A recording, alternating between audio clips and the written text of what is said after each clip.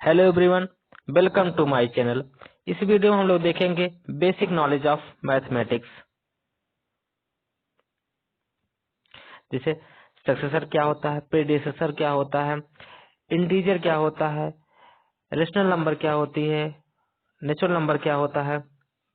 शुरू करते हैं नेचुरल नंबर से। नेचुरल नंबर मीन्स प्राकृतिक संख्या है, वे संख्या जिनका उपयोग हम गणना करने में करते हैं, मीन्स काउंटिंग करने में करते हैं। काउंटिंग करने में करते हैं उन्हें हम नेचुरल नंबर कहते हैं। जैसे 1 2 3 4 डॉट डॉट डॉट इन्फिनिटी। इन्हें हम कैपिटल एन से डिनोट करते हैं। अगर हम बात करें सबसे छोटे नेचुरल नंबर की, तो वन वन सबसे छोटा नेचुरल नंबर होता है। इसके बाद बात करते हैं प्रीडिसेसर और सक्सेसर की। अगर किसी भी प्राकृतिक संख्या में से एक घटा दें तो उसका हम प्रीडिसेसर प्राप्त कर लेते हैं। अगर किसी भी प्राकृतिक संख्या में वन जोड़ देते हैं तो हम उसका सक्सेसर प्राप्त कर लेते हैं। अगर हम एग्जाम्पल लें 15 का, तो 15 माइनस 1 इक्वल टू 14 मीन्स 15 का प्रीडिसेसर 14 है, मीन्स पूर्ववर्ती 14 है। और 15 का अगर हम परवर्ती मीन्स सक्सेसर ज्ञात करना चाहें, 15 प्लस 1 16 मीन्स 15 का सक्सेसर 16 है। दूसरे एग्जाम्पल लेते हैं। अगर एग्जाम्पल 9 का, तो 9 प्लस 1 इक्वल टू 10। 9 का जो सक्सेसर होता है वो 10 है, और 9 माइनस 1 इक्वल टू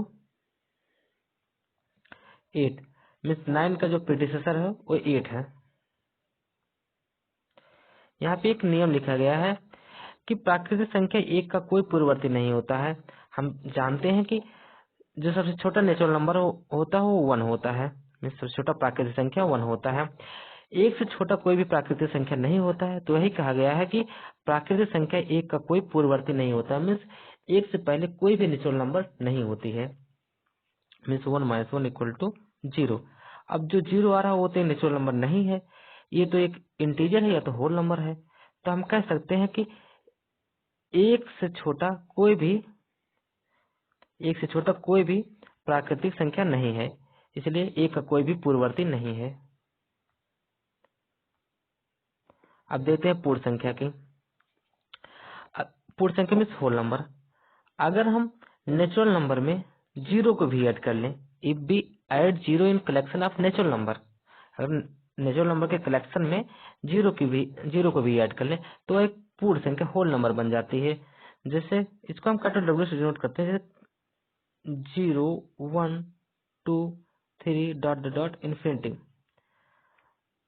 अगर हम बात करें सबसे छोटे होल नंबर की, तो सबसे छोटा होल नंबर 0 होता है और सबसे छोटा नेचुरल नंबर 1 होता है। सबसे छोटा होल नंबर 0 है और सबसे छोटा नेचुरल नंबर 1 है।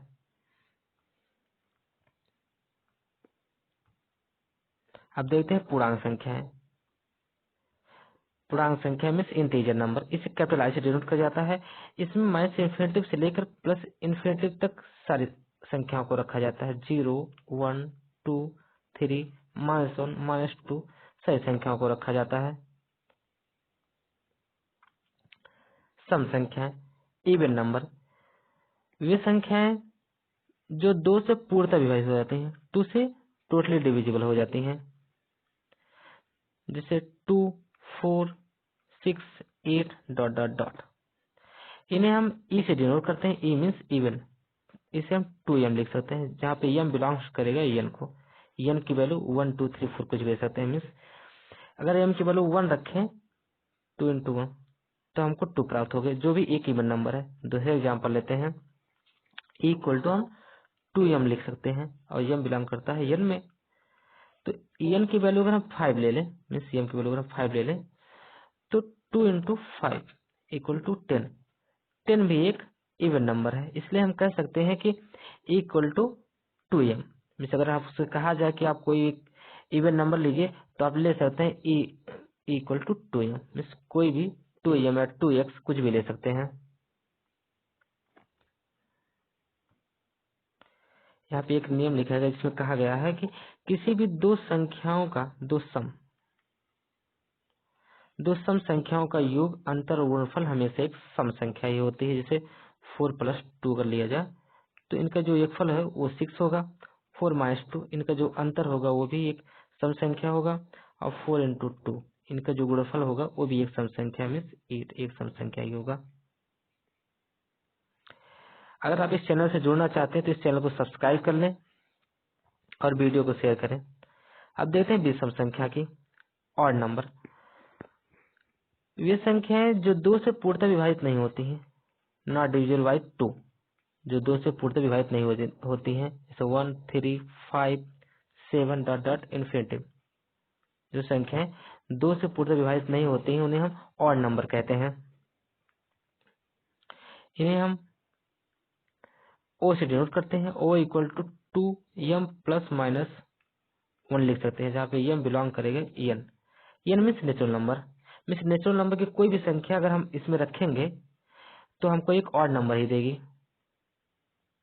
जिससे O = 2m ± 1। अगर हम m = 5 रख लेते हैं तो 2 × 5 ± 1 मीन्स 10 ± 1 मीन्स या तो 11 देगा या तो 9 देगा। मीन्स दोनों ही एक ऑड नंबर है। ये भी 11 भी ऑड नंबर है, 9 भी ऑड नंबर है।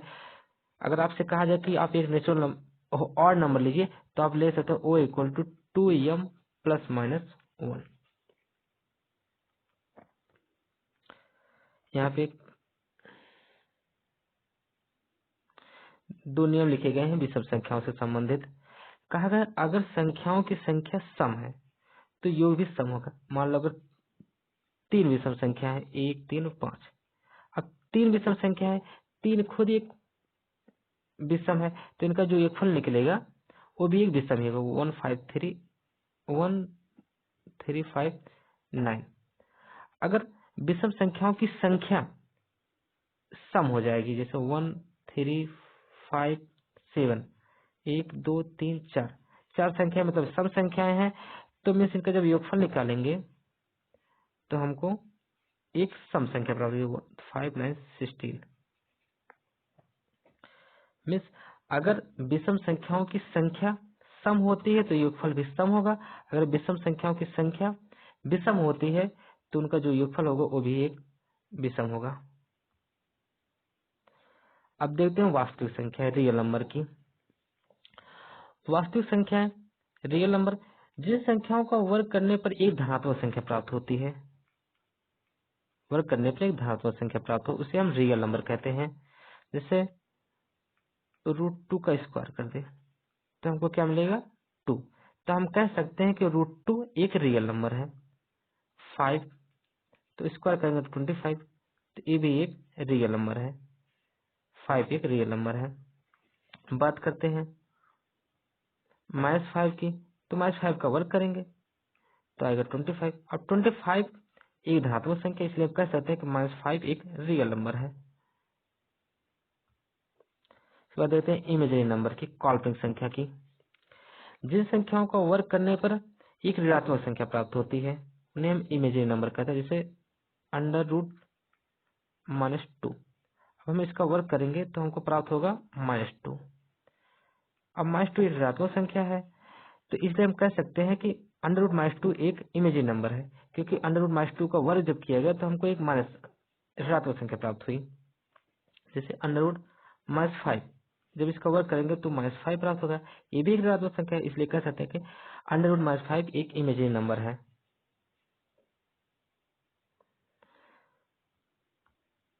इसके बाद देखते हैं परिमेय संख्या की, रेशनल नंबर की।